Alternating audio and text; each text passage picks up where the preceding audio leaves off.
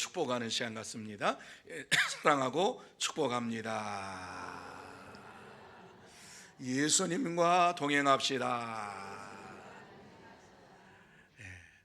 오늘 합동 구역 예배로 또 하나님 앞에 영광을 돌리게 됐습니다.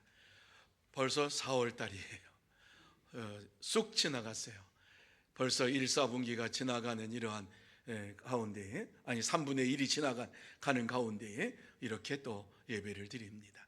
어찌하든지 간에 구역 예배가 살아나야 되겠다 하는 것이 제 마음입니다.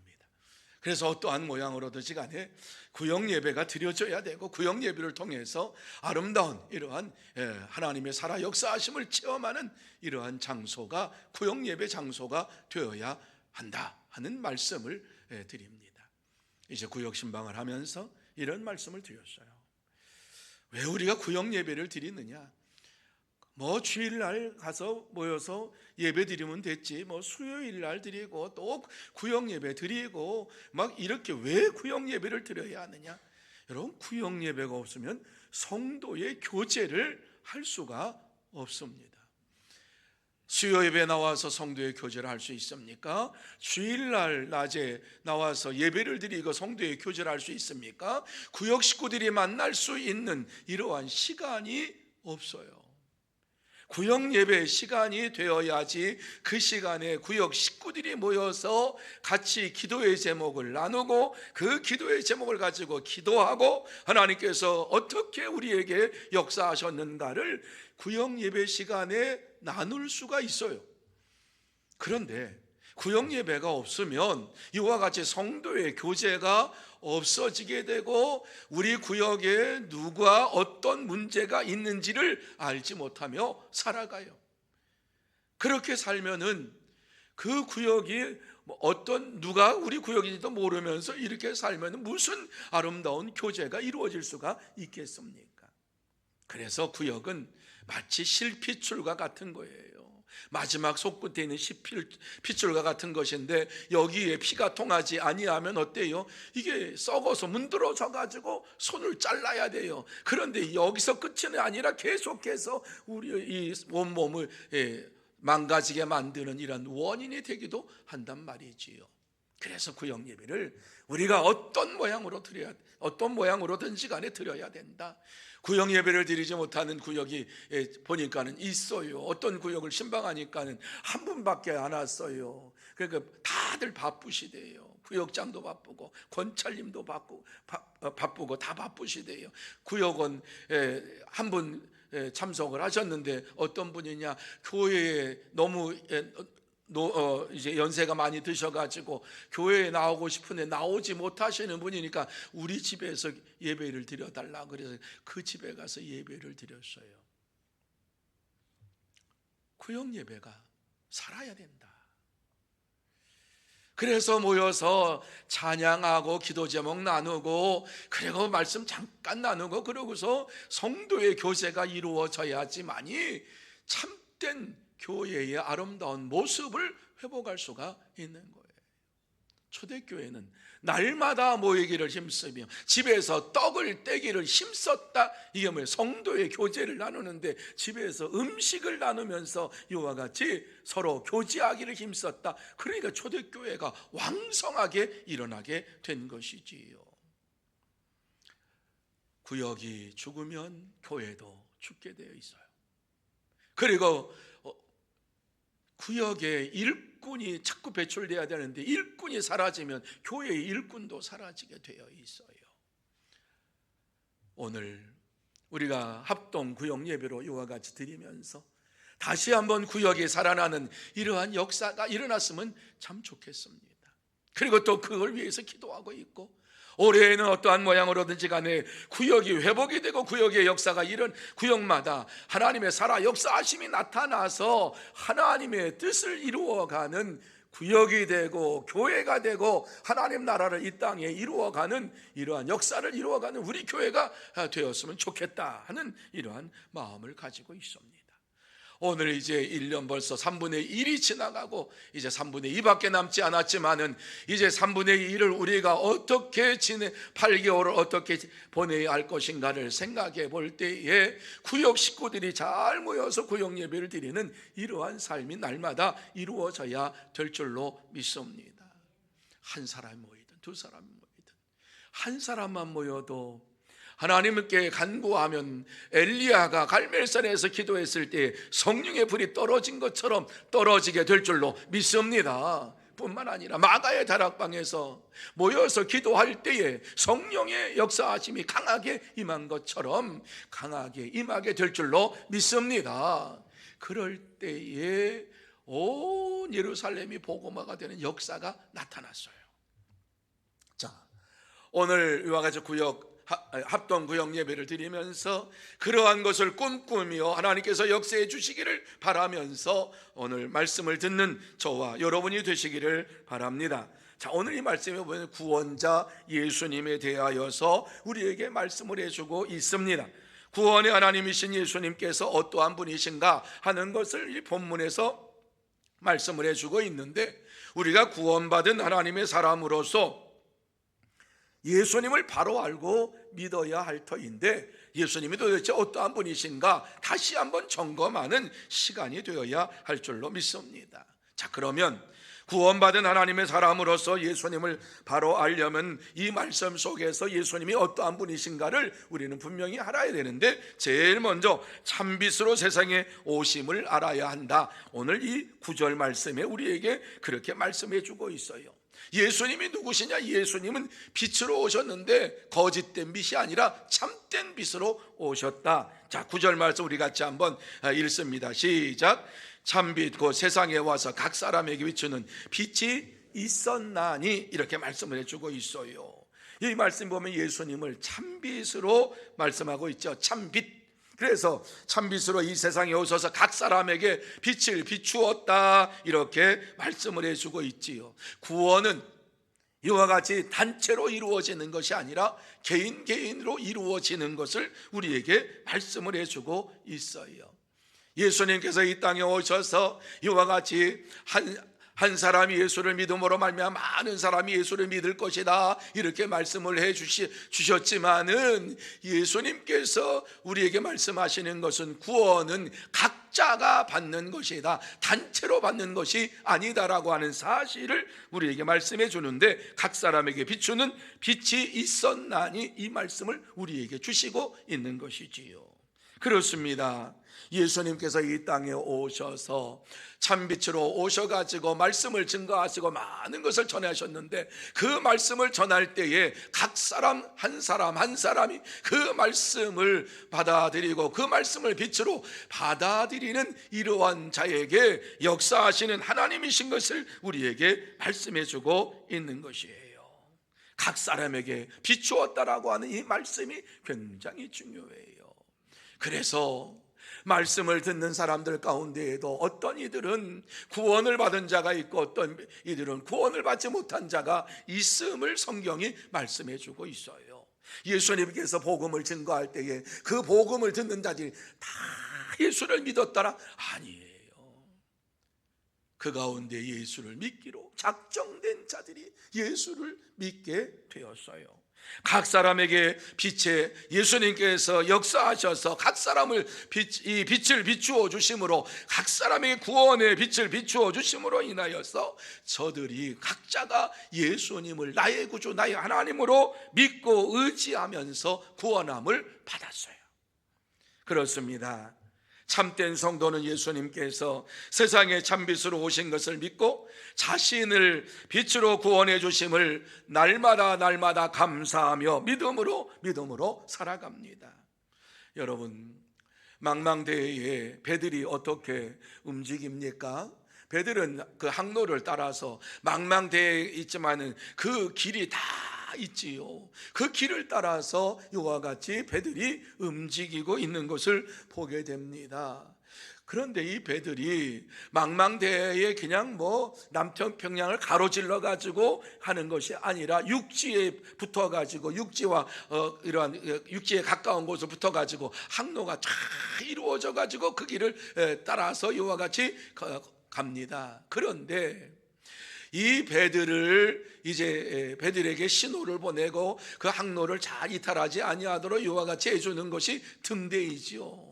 등대가 빛을 비추어 가면서 폭풍우를 만나도 깜빡깜빡하면서 지금 잘 가고 있는지 못 가고 있는지를 알려주고 있는 것이 바로 이 빛의 역할이지요. 그런데 폭풍우가 칠 때에 잘못된 빛을 보고 따라갔다가는 이 배가 난파를 당하고 마는 것을 보게 됩니다. 예수님 당시에도 예수님께서 이와 같이 빛으로 오셨다라고 하는 사실을 알지 못하고 어둠 속에 살고 있었던 이러한 많은 사람들이 있었는데 이들은 거짓된 빛을 보면서 이와 같이 살았던 것이지요. 그래서 예수님이 왔음에도 불구하고 참빛이 이 세상에 온 것을 알지 못하고 깨닫지 못하고 거짓된 빛을 따라서 사는 이러한 삶을 살았던 것을 보게 됩니다. 그래서 예수님께서는 오늘 이 말씀을 보면서 나는 참빛으로 이와 같이 세상에 오셨다라고 하는 사실을 우리에게 말씀을 해주고 있어요. 그러면서 나를 믿는 자는 영원히 살 것이라고 하는 이러한 말씀을 주시고 있는 것을 보게 됩니다. 예수님께서 태초부터 하나님과 함께 계셨던 분 아닙니까? 그 안에 생명을 가지고 계신 분 아닙니까? 이 생명을 각 사람에게 주시기 위하여서 빛으로 이 세상에 오셨다라고 말씀하고 있어요. 그러면 누구든지 빛으로 오신 예수님을 영접하기만 하면 다 구원함을 받을 것을 말씀해 주고 있지요. 그런데 당시의 세상의 사람들이 눈이 어두워가지고 어둠 속에 살았기 때문에 예수님께서 이 세상에 빛으로 오신 것을 알지를 못했어요. 그래서 세례 요한이 요단강에서 세례를 베풀 때에 제사장들과 레위인들이 찾아와서 세례 요한에게 물었지요. 네가 누구냐? 그러면서 네가 그리스도냐? 이런 질문을 한 거예요. 그때에 요한이 나는 그리스도가 아니니라 이렇게 말을 했지요. 당시에 많은 사람들이 그리스도를 기다리고 있었다는 거지요. 구약에 예언된 그리스도께서 이 땅에 오실 것을 기다리고 있었기 때문에 세례 요한에게 네가 빛이냐? 이렇게 물어보았어요. 그러니까 이 당시에 많은 사람들이 자기가 그리스도라고 얘기하면서 했던 이러한 자들이 있는데 거짓된 이러한 자들이 있는데 유대인들은 네가 참빛으로 온 바로 그리스도냐? 물을 때 나는 아니다. 그는 내 뒤에 오시는 분이시다. 이렇게 말씀을 했던 것 아닙니까? 그래서 예수님께서는 참빛으로 이 세상에 오신 분으로서 이제 우리의 심령 속에 그 빛을 비추어 주시면서 새 생명의 삶을 살아갈 수 있도록 인도하시는 분이신 것을 우리에게 말씀해 주고 있어요. 여러분, 예수님이 이 세상에 참빛으로 오신 하나님이십니다. 하나님께서 빛으로 이 세상에 오셔서 말씀이 육신이 되어서 이 땅에 오셔서 이와 같이 빛을 많은 사람들에게 비추었지만 많은 사람들이 그 빛을 받아들이지를 않았습니다. 하지만 참된 성도는 예수님께서 말씀으로 하나님과 함께 계셨고 육신을 입고 세상에 참빛으로 오신 이러한 분이신 것을 믿고 의지하며 살아갑니다. 그러므로 저와 여러분 모두 다 예수님께서 참 빛으로 이 세상에 육신을 입고 오셨다라고 하는 사실을 마음에 새기면서 참빛 되신 예수님을 영접하고 날마다 예수님이 주시는 생명의 능력을 가지고 살아가는 참된 성도, 복된 성도가 다 되시기를 축원합니다. 두 번째로 하나님의 자녀의 권세를 주심을 알아야 된다. 주님은 어떠한 분이시냐? 우리에게 하나님의 자녀의 권세를 주셨다. 12절 말씀 너무 잘 아는 말씀이에요. 같이 한번 읽습니다. 시작. 영접하는 자, 곧 그 이름을 믿는 자들에게는 하나님의 자녀가 되는 권세를 주셨으니. 아멘. 여러분, 이 말씀 보세요. 영접하는 자, 마음에 예수님을 그냥 받아들이면 그러한 자에게 하나님의 자녀가 되는 권세를 주셨다. 여러분, 이 말씀을 생각할 때에 저는 얼마나 감사한지 몰라요. 하나님의 자녀가 되었다? 어떻게 나 같은 사람이 하나님의 자녀가 되었을까? 하나님께서 말씀 한마디로 우주 만물을 창조하시고 그의 손으로 우리 인간을 창조하신 그 하나님, 그 하나님을 하나님께서 오늘 이와 같이 당신의 자녀로 나를 삼아 주셨다라고 하는 것도 감사한데, 자녀의 권세를 주셨다. 이 세상에서 자녀로서 당당하게 살아갈 수 있도록 능력을 주셨다. 이 말씀을 주시고 있는 것 아닙니까? 여러분, 예수를 믿는 저와 여러분이 이 세상에 살아갈 때에 이와 같이 내가 예수 그리스도를 믿음으로 인하여서 하나님의 자녀가 되는 권세를 받았다라고 하는 이러한 자존감과 확실함을 가지고 살아갈 때에 이 세상에서 당당하게 살아가게 될 줄로 믿습니다. 내가 권세를 받았다고 하는 것 아무나 준 것 아니잖아요.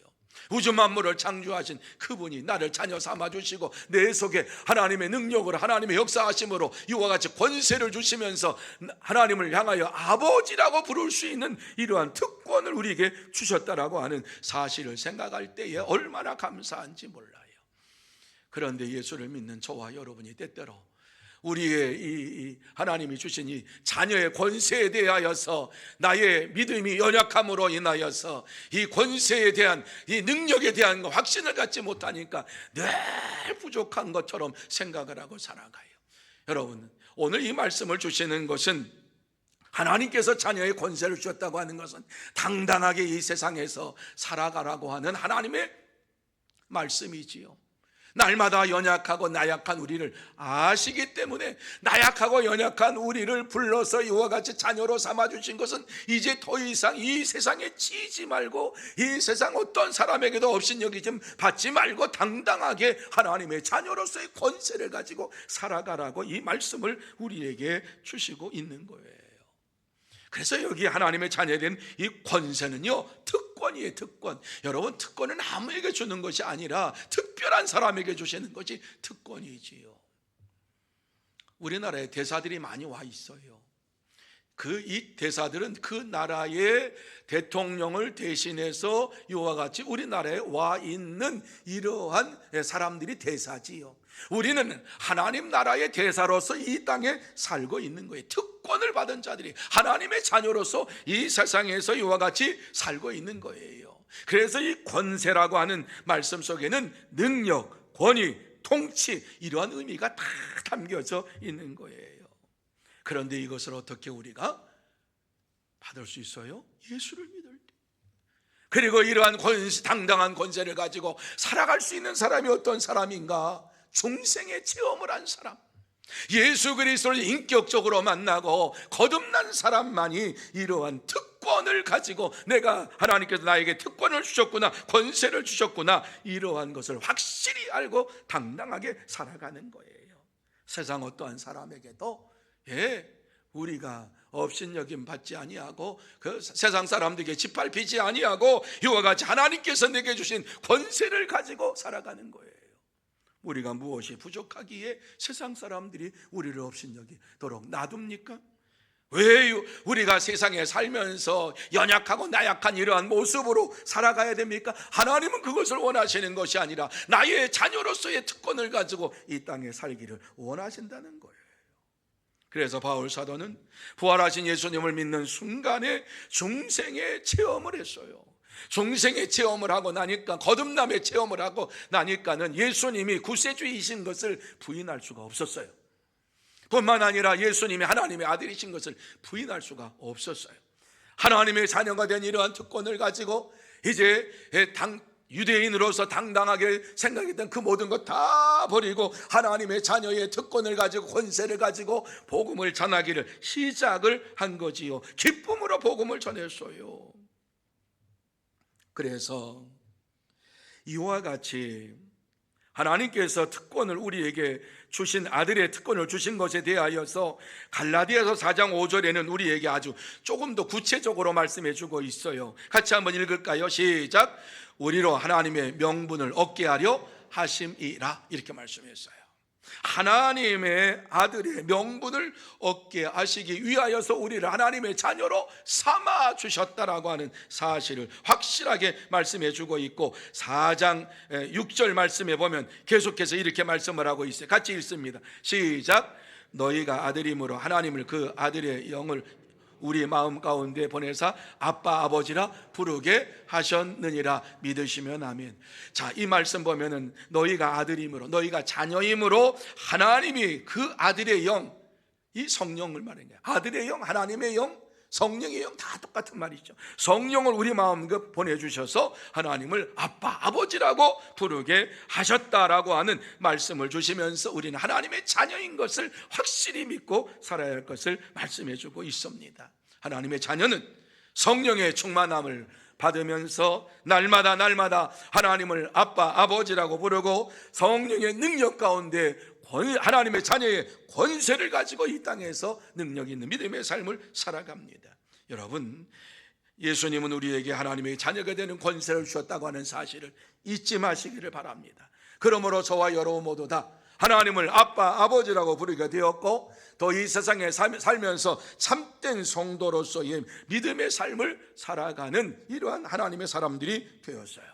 예수님을 날마다 마음의 영접함으로 인하여서 하나님의 자녀가 되는 권세를 잊어버리지 말고 이 땅에서 하나님의 능력을 가지고 살아가는 여러분들이 다 되시기를 예수님의 이름으로 축원합니다. 세 번째로, 하나님의 영광의 충만하심을 알아야 한다 말씀하고 있어요. 자, 14절 말씀 우리 같이 한번 읽습니다. 14절 시작.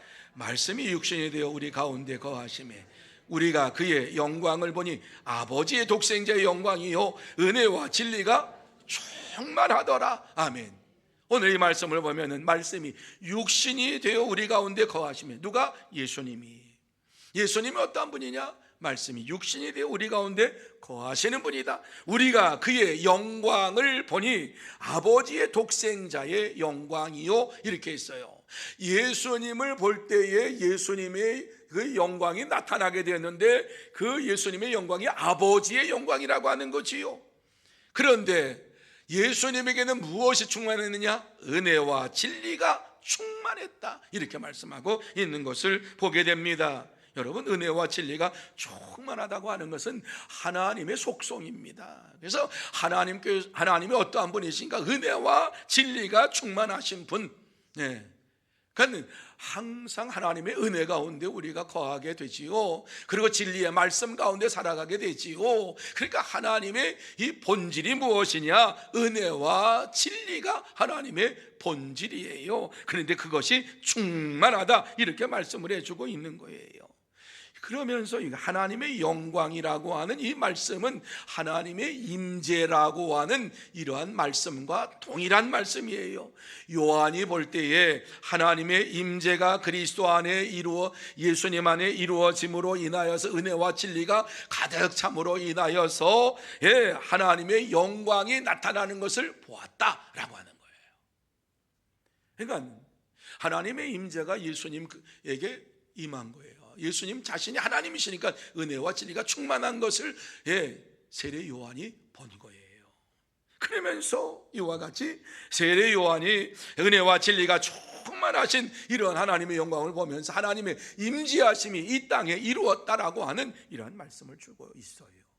구약 성경에 보면 하나님의 임재가 나타나는 이러한 사건을 보게 되는데, 여러분, 이스라엘이 광야 생활을 하면서 먹을 것 때문에 아주 하나님을 원망했던 적이 있습니다. 출애굽기 16장에 나와 있는 내용이에요. 16장 이하에 16장 3절에 보면은 우리가 애굽 땅에서 고기가 막 곁에 앉아 있던 때와 떡을 배불리 먹던 때에 여호와의 손에 죽었더라면 좋았을 것을 너희가 이 광야로 우리를 인도해 내어 이 온 회중이 주려 죽게 하는도다, 이렇게 말했어요. 배불리 먹지 못하는 것 때문에 이와 같이 우리가 굶어서 죽겠다, 이런 얘기를 지금 원망을 하고 있는 거예요. 차라리 애굽 땅에 있었으면 고기라도 먹을 수 있었는데 맨날 만나만 내려주니까는 그 이제 탄수화물이죠. 만나만 내려주니까 그거 맨날 먹으니까 배가 고프다 뭐 이런 얘기를 투덜투덜하는데, 배고프게 하나님께서 만나를 내려주신 것이 아니라 풍족하게 거두라 그랬어요. 그런데 어때요? 맨날 만나만 먹다 보니까 이와 같이 고기가 막 겉에서 이와 같이 떡을 배불리 먹던 때가 기억이 되면서 원망을 한 거예요. 그때 하나님께서 이 소리를 들으시고 모세에게 그들에게 무엇이라고 말하라고 합니까? 4절 말씀에 보면, 보라 내가 너희를 위하여 하늘에서 양식을 비같이 내리리니 백성이 나가서 일용할 것을 날마다 거둘 것이라. 이같이 하여 그들이 내 율법을 준행하나 아니하나 내가 시험하리라. 이렇게 말씀을 해 주셨어요. 그러면서 매일매일 나가서 그날 하루하루 먹을 것을 이제 담아가지고 와라. 그리고 일곱째 날에는 그 다음날, 여섯째 날에는 그 다음날 먹을 것까지 다 이틀분을 담아가지고 와라. 그런데 매일매일 나가서 하루하루를 가서 욕심을 내가지고 이와 같이 이틀분을 갖다가 막 끌어모았다면 그 다음날 그냥 구더기가 나가지고 먹지 못하고 버리고. 그런데 희한한 것은 6일째 이와 같이 이틀분을 했는데 거기에는 뭐 아무것도 나오지 아니하고 이와 같이 썩지도 아니했거든요. 놀라운 이러한 역사가 일어났어요. 이러한 그들의 말을 들으면서 이제 하나님께서 말씀하신 것이 7절에 보면, 아침에는 너희가 여호와의 영광을 보리니, 이렇게 말씀했어요. 아침에는 너희가 여호와의 영광을 보리니. 자, 그러면서 13절 말씀에 보면, 저녁에는 메추라기가 와서 진에 덮이고 아침에는 이슬이 진 주위에 있더니, 이렇게 말씀하셔요. 그 메추라기가 저녁에 막 쏟아졌어요. 그래서 이 사이에서 메추라기가 냄새가 날 정도로 먹을 수 있도록 그냥 매일 쏟아지니까, 너무 막 쏟아지니까는 매일 먹어도 뭐 이거 뭐 감당할 수가 없어요. 그리고 아침에는 만나가 이와 같이 쏟아져 내려왔단 말입니다. 그런데 7절 말씀에 나와 있는 것을 보면, 아침엔 너희가 여호와의 영광을 보리니. 메추라기가 저녁에 떨어지고 아침에 새벽에 이와 같이 만나가 내리는데 그것을 영광이라고, 여호와의 영광이라고 표현을 하고 있는 것을 보게 됩니다. 여러분, 이와 같이 여호와의 영광을 보게 될 것이라고 하는 이 말씀의 내용을 오늘 이 구약 성경을 비추어서 본다라고 하면은, 하나님께서 말씀하신 대로 저녁에 메추라기가 내리고 아침에 만나가 내리는 것을 너희가 볼 것이다. 하나님의 말씀이 성취되는 것을 볼 것이다. 이것을 볼 때에 하나님의 영광이 임했다라고 하는 말씀을 하나님께서 사용하시고, 하나님의 임재를 이와 같이 그들이 깨달을 수 있도록 보여주셨다라고 하는 말씀입니다. 그렇습니다. 하나님의 영광이라고 하는 이 말씀을 우리가 오늘 이 말씀에 비추어 보면은요, 하나님께서 우리에게 주신 은혜, 하나님께서 우리에게 베풀어 주신 은혜를 하나님의 영광이라고 표현하고 있어요. 말씀하신 대로 이와 같이 이루어 주신 것, 그것이 하나님의 영광이다라고 하는 표현을 해주고 있는 것을 보게 됩니다. 여러분, 하나님의 임재는 하나님이 주시는 풍성함으로 우리에게 채워주시며 하나님의 영광을 보여주십니다. 하나님이 임하는 곳에 하나님의 영광이 나타납니다. 그래서 육신의 옷을 입고 오신 예수님께서 거하시는 곳에 하나님의 영광이 나타났고 하나님의 풍성한 은혜가 임하게 되었습니다. 그래서 예수님께서 오병이어를 이제 물고기 2마리, 우리떡 5개를 가지고 이와 같이 나누어 줬을 때에 풍성한 은혜가 거기에 임했어요. 여러분, 이것을 믿지 못하면은요, 뭐 하나님의 기적을 믿지 못하죠. 어떻게 물고기 2마리, 보리떡 5개를 가지고 5,000명을 먹일 수 있겠냐? 그 성경에 나온 얘기지 뭐 그게 진짜 이루어지겠냐고. 이러면 이제 평생 하나님의 살아 역사임을 체험하지 못하고 살아가는 거예요. 그냥 세상적인 1+1은 2밖에 안 되는 거예요. 2+7이 5,000, 2만 5천 뭐 이건 뭐 얼마 억수로 100배 만배로 뭐 이와 같이 불어난 이것을 모르는 거예요. 하나님의 계산 방법을 모르고 살아가는 거예요. 그래서 예수님께서 이 땅에 오셔서 우리에게 하신 말씀이 요한복음 10장 10절의 말씀에 보면 내가 온 것은 양으로 생명을 얻게 하고 더 풍성히 얻게 하려는 것이다, 이렇게 말씀을 하셨어요. 그렇습니다. 하나님은 우리의 이 머리에 이 지식의 제한을 받는 분이 아니에요. 내가 알고 있는 이런 것에 제한을 받는 분이 아니에요. 하나님은 우리의 이러한 모든 것 초월해서 역사하시는 분이에요. 초월해서 역사하시는 분이 말씀하신 것이 무엇입니까? 내가 온 것은 양으로 생명을 얻게 하고 더 풍성히 얻게 하기 위해서 내가 왔다고 말씀을 해주고 있어요. 예수님이 이 세상에 오신 이유가 무엇이냐? 우리를 풍성하게 하시기 위하여서, 영적으로 육적으로 풍성하게 하기 위하여서. 어떤 분들이 이것은 영적으로만 딱 해놔요. 그러다 보니까는 육신적으로 뭐가 돈을 버는 것을 두려워하고 무서워해요. 그런데 성경에 보세요. 성경에 보면은 영적으로 이와 같이 하나님 앞에 인정받은 자들이 육적으로도 큰 복을 받았던 것이 뭐 성경의 기록에 쫙 나오잖아요. 얼마나 큰 복을 받았어요. 하나님의 말씀대로 살았더니 자기가 생각하지도 않았던 순간에 물질의 복을 받고 또 이와 같이 자녀의 축복을 받고 하는 이러한 역사가 막 나타나잖아요. 그런데 우리는 이 신약 성도들이 이것을 보면서 이건 영적인 것이다, 육적인 것이 아니다, 그러니까 제한해버리는 거예요. 성경에는 그런 말씀 없어요. 우리에게 60배, 30배, 60배, 100배의 이러한 축복을 주시기를 원하신 하나님이신 것을, 주님이신 것을 우리에게 말씀해 주고 있어요. 이 시간 하나님께서 오늘 이 말씀을 우리에게 주시면서 참된 성도는 날마다 예수 그리스도 안에 있는 은혜와 진리가 충만함을 보면서 살아가는 자다라고 말씀을 해주고 있고, 저와 여러분 모두 다 이 땅에 살면서 예수님이 하나님의 독생자의 영광으로 임하셔서 그 속에 은혜와 진리가 충만하심을 보면서 믿음으로 살아가는 참된 성도, 복된 성도가 다 되시기를 축원합니다. 이제 말씀을 마무리합니다. 오늘 이 말씀 속에서 주님께서 우리에게 하시고, 하나님께서 우리에게 하시고 싶은 말씀이 무엇입니까? 예수를 구원의 하나님으로 믿고 풍성한 은혜를 내려주시는 하나님으로 믿고 의지하며 살라, 이렇게 말씀을 해주고 있습니다. 이 땅에 우리가 사는 동안에 영적으로도 복을 받고 육적으로도 복을 받아야 될 줄로 믿습니다. 그래서 영적으로 복을 먼저 받는 자들, 예수를 그리스도로 영접하며 뿐만 아니라 자녀의 권세를 내게 주신 것을 확신하면서 또 하나님께서 영광으로 나에게 임하시는 것을 바라보며 나아갈 때에 육적인 축복도 허락해 주실 줄로 믿습니다.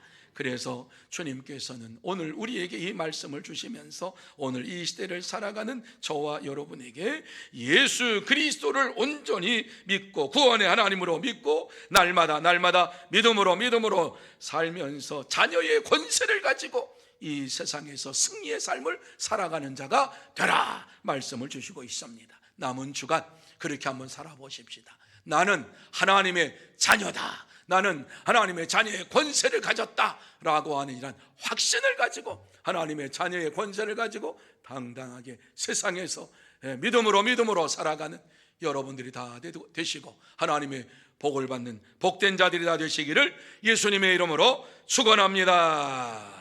기도하시겠습니다. 하나님 아버지 감사합니다. 우리에게 참빛으로 이 땅에 오신